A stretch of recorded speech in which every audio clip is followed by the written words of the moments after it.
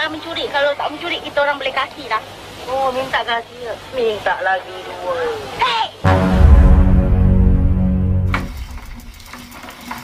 Kisah dibuka dengan 3 orang pemuda yang baru saja sampai di pelabuhan. Itu adalah tempat penyeberangan sampan atau kapal kayu kecil yang hanya bisa mengangkut 5-6 orang saja. Karena antrian ramai, mereka pun duduk menunggu sambil salah satu dari pemuda tersebut memainkan klarinetnya.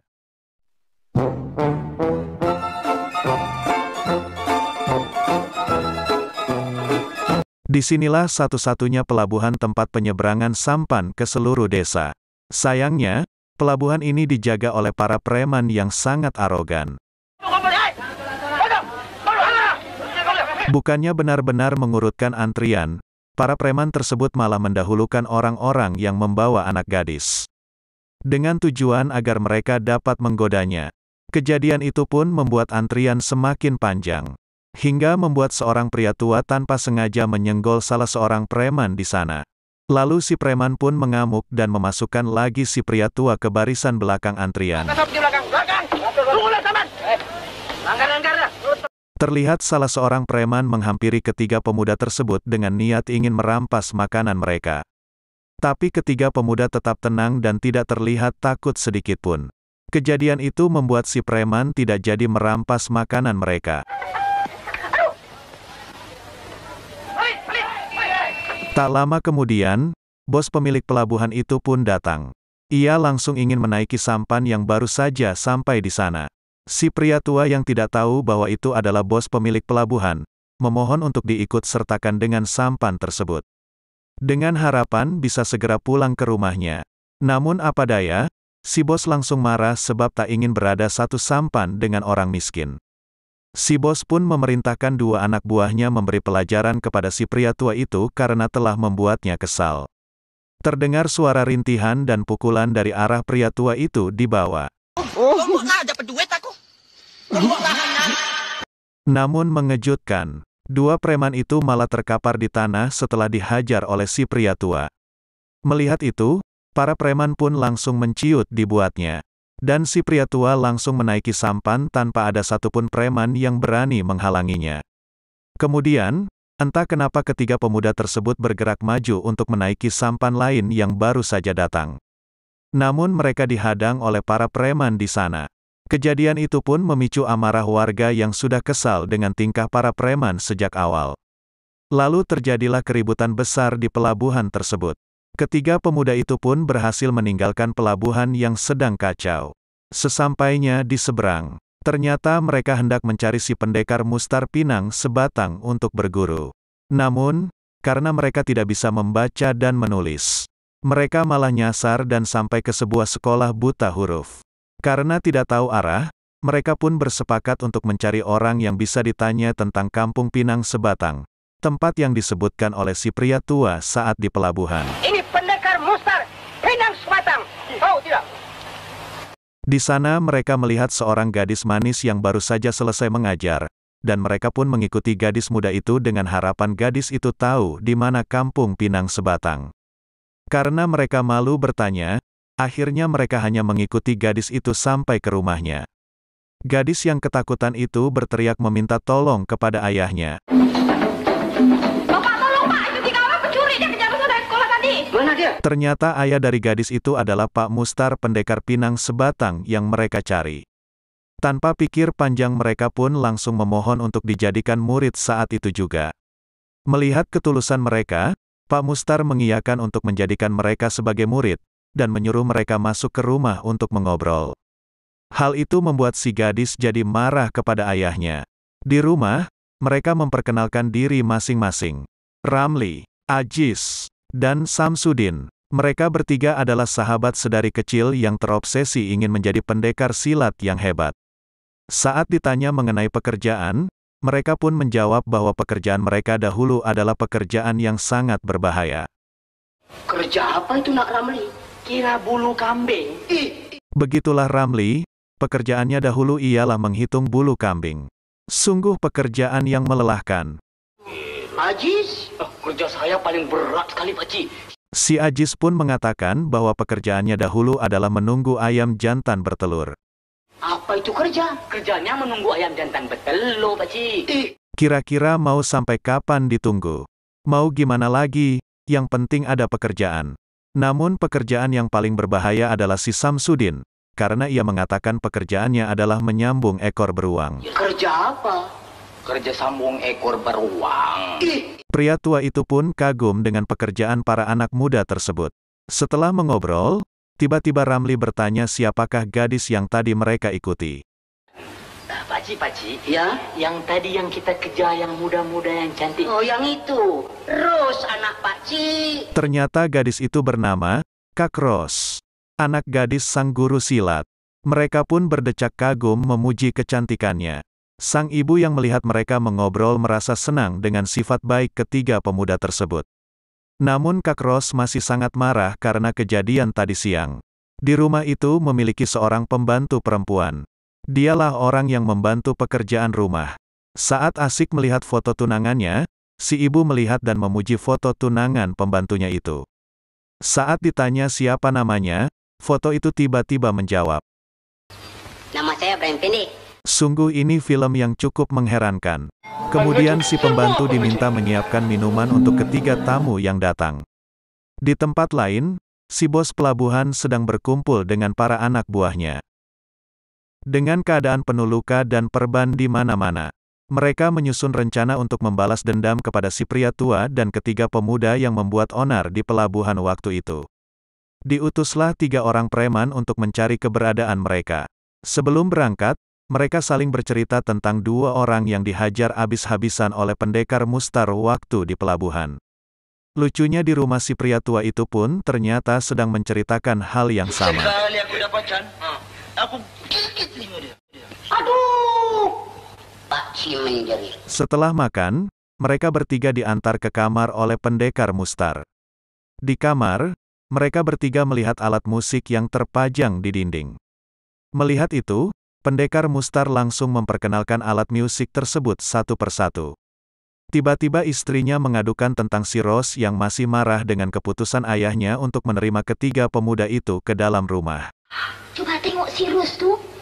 Mendengar keributan di sebelah kamarnya, Mereka bukan nak bayar silat, tetapi mereka nak mencuri. si Ajis pun membolongkan dinding dengan sebuah bor untuk melihat keadaan di kamar sebelah. Setelah melihat itu, mereka bertiga berinisiatif untuk meminta maaf. Tak lama kemudian, Ros lewat di depan kamar mereka. Itulah kesempatan bagi mereka untuk meminta maaf. Sambil menunggu Ros lewat kembali, mereka memutuskan siapa yang akan menjadi perwakilan untuk meminta maaf. Terdengarlah langkah kaki di depan kamar. Dimulai dari Ajis. Ternyata yang lewat adalah si pembantu. Kemudian giliran Samsudin. Ternyata yang lewat adalah istri Pak Mustar. Mereka berdua pun dimarahi Ramli karena dianggap tidak becus. Tengok aku jumpa perempuan. Kalau jumpa perempuan Sekarang giliran Ramli. Ternyata yang lewat malah pendekar Mustar. Akhirnya Ros pun lewat saat mereka sudah tidak berjaga. Setelah berpikir kembali, akhirnya mereka memutuskan untuk meminta maaf dengan bernyanyi. Maafkan kami, maafkan kami, maafkan kami. Ros yang mendengar lagu itu pun memaafkan mereka dengan mengirimkan sebuah surat. Namun tidak ada satupun di antara mereka yang bisa membaca. Tetapi mereka tetap berusaha membaca surat tersebut. Namun yang terjadi mereka malah semakin bingung. Akhirnya mereka minta tolong kepada si pembantu untuk membacakannya. Ternyata isi surat tersebut adalah, Ros bersedia memaafkan mereka dengan syarat salah satu dari mereka harus meminta maaf secara langsung tepat jam 1 malam. Ketiga pemuda itu pun berunding siapa yang akan menemui Ros nanti. Namun ketiganya tidak ada yang mau mengalah, maka mereka memutuskan untuk tidak ada yang boleh menemui Ros pada malam itu. Tepat jam 1 malam, si Ramli bangun dan berusaha menemui Ros secara diam-diam. Namun Ajis dan Udin memergoki si Ramli. Dan itu membuat Ramli kembali tidur. Saat jam 2 malam, Samsudin pun bangun dan juga berusaha menemui Ros secara diam-diam. Namun itu tidak juga berhasil. Jam pun menunjukkan pukul 3 pagi. Giliran si Ajis yang berusaha menemui Ros secara diam-diam. Hasilnya pun sama saja, akhirnya mereka bertiga tidak ada yang pergi menemui Ros pada malam itu. Beberapa hari kemudian, para preman berhasil menemukan tempat tinggal pendekar Mustar beserta ketiga bujang lapuk tersebut. Namun karena takut, mereka langsung pergi dari tempat itu untuk melaporkan kepada si bos. Di pagi hari, bujang lapuk dan pendekar Mustar melakukan pekerjaan masing-masing. Tak lama kemudian, Ros yang akan berangkat mengajar pun lewat dan membuat para bujang lapuk itu terpana. Samsudin yang sedang menyiram tanaman malah tak sengaja menyiram kepala pendekar Mustar. Dengan polosnya pendekar Mustar menyuruh para bujang lapuk untuk masuk ke rumah karena menganggap di luar sedang hujan deras. Akhirnya mereka berempat pun masuk ke dalam rumah. Karena hujan, latihan silat tidak bisa dilakukan. Pendekar Mustar mengatakan, karena tidak bisa latihan silat, mereka akan diajari mantra untuk menguatkan hati saat akan bertarung. Mereka pun disuruh menulis mantra yang disebutkan oleh pendekar Mustar. Namun apa yang disebutkan oleh pendekar Mustar sangat berbeda jauh dengan apa yang dibacakan oleh mereka. Ternyata, selain tidak bisa membaca, mereka juga ternyata tidak bisa menulis. Disuruhlah mereka bertiga untuk belajar baca tulis di sekolah tempat Ros mengajar. Di sekolah, mereka bertemu dengan Cikgu Ros.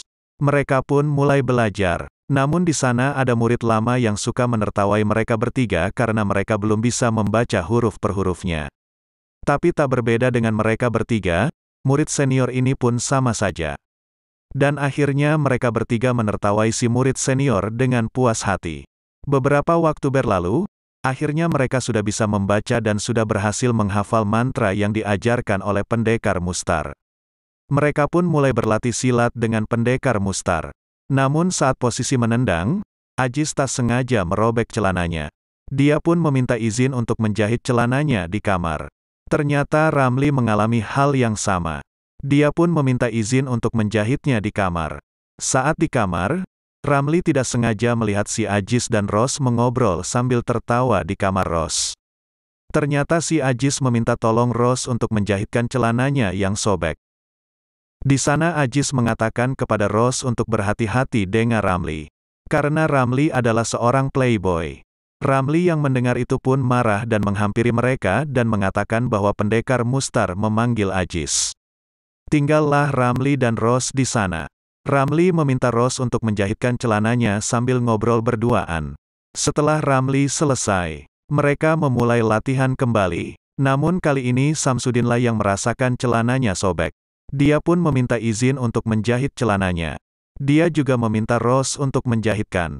Saat Ros memeriksa celananya, ternyata celana itu tidak sobek. Bunyi sobek tersebut ternyata adalah suara kentut si Samsudin. Saat Samsudin menuju keluar, dia melihat bos dan para preman mendatangi rumah itu untuk meminta uang ganti rugi kekacauan di pelabuhan. Mereka berempat pun tak ingin membayar. Lalu si bos dan para preman mengancam akan tetap menunggu di sana sampai mereka mau membayar. Saat melihat Ros keluar, si bos pun menyarankan hal lain untuk menganggap hutang ganti ruginya lunas. Yaitu dengan menikahkan dirinya dengan si Ros yang manis itu. Ramli yang kesal dengan itu mulai menunjukkan kehebatannya dalam pencak silat dan berhasil membuat mereka mundur. Si Ajis yang tak mau kalah tampil pun berlagak mencancam para preman tersebut. Hingga salah satu preman yang kesal melempar Ajis dengan menggunakan sebuah batu. Dan tepat mengenai kepala Ajis.